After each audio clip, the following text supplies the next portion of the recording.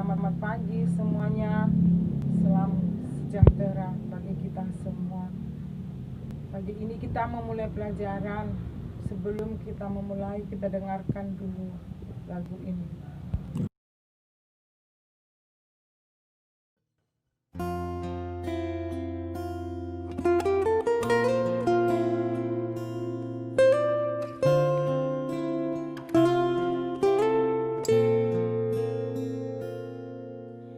Tuhan, inilah hidupku, ku serahkan padamu segala cita-citaku, masa depanku menjadi milikmu. Jadikan kami terangmu di tengah kegelapan dunia, membawa bangsa-bangsa kepadamu.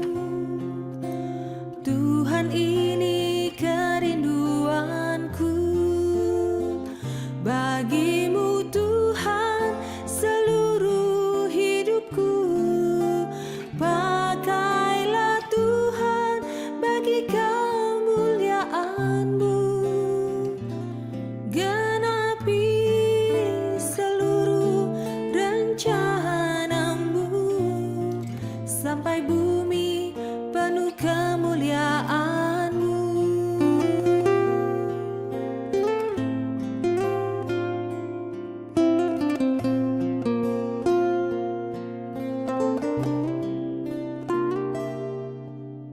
Tuhan, inilah hidupku, ku serahkan padamu segala cita-citaku, masa depanku menjadi milikmu. Jadikan kami terangmu di tengah kegelapan dunia, membawa bangsa-bangsa kepadamu. Tuhan, ini kerinduanku bagimu Tuhan, seluruh hidupku. Pakailah Tuhan bagi kemuliaan-Mu, genapi seluruh rencana-Mu, sampai bumi penuh kemuliaan-Mu. Bagimu Tuhan, seluruh hidupku. Pakailah Tuhan bagi kemuliaan-Mu, genapi seluruh rencana-Mu, sampai bumi penuh kemuliaan-Mu, sampai bumi penuh kemuliaan-Mu, sampai bumi penuh kemuliaan-Mu.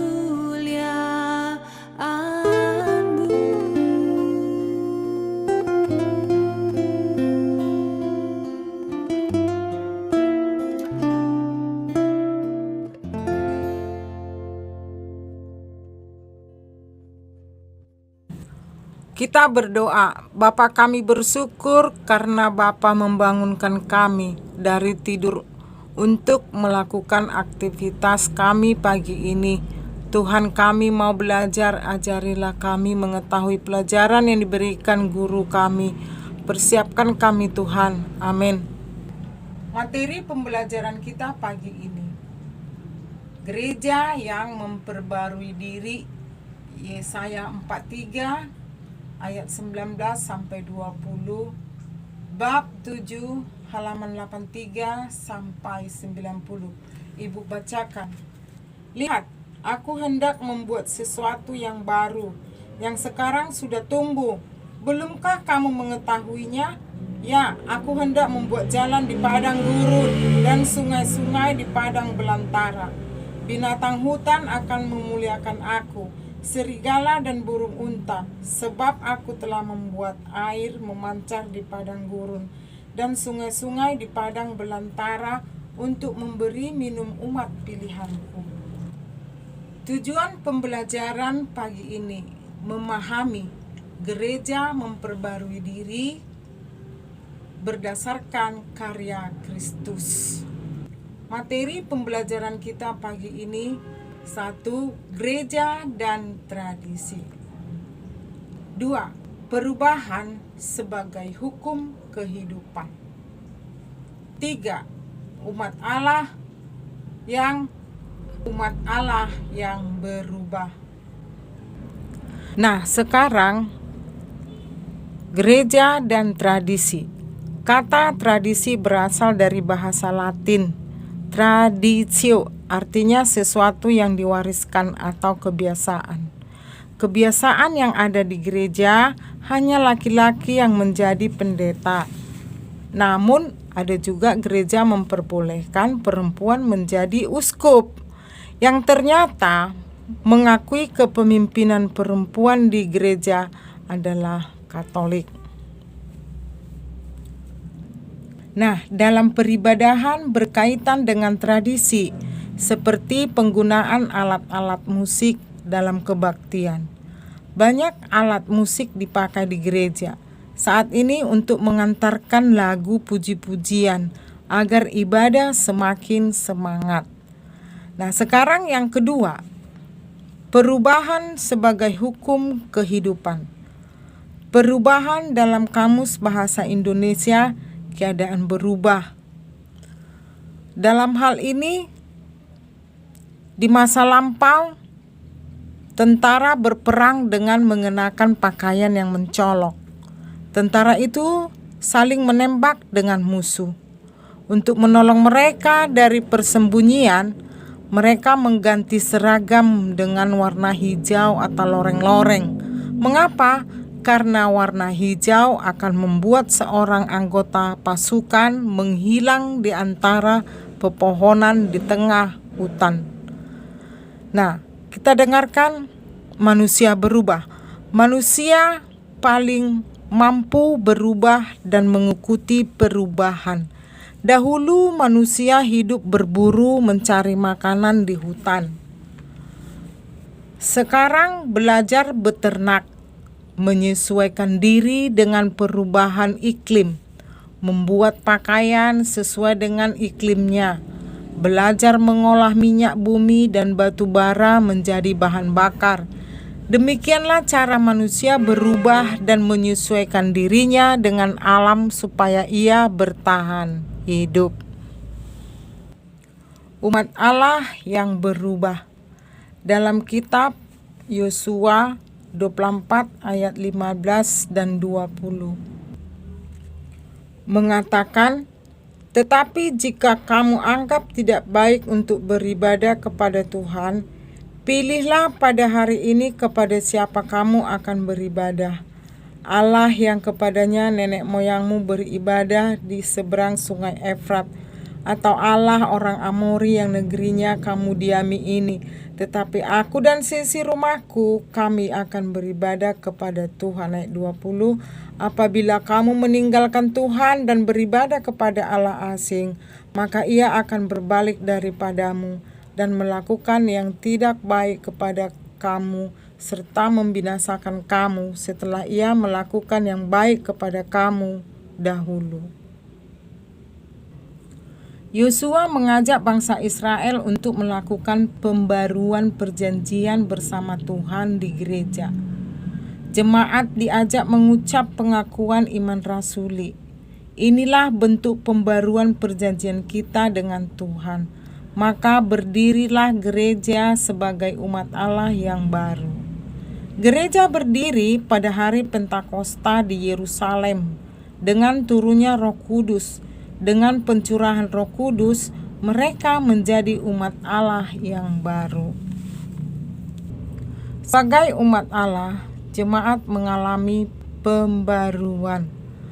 Gereja Katolik melakukan kritik Martin Luther yang disebut reformasi Katolik.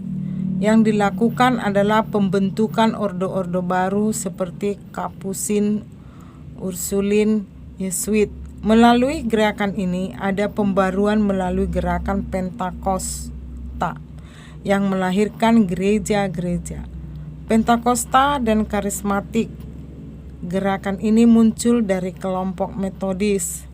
Gerakan Pentakostal ini menjadi kekuatan pembaruan di dunia.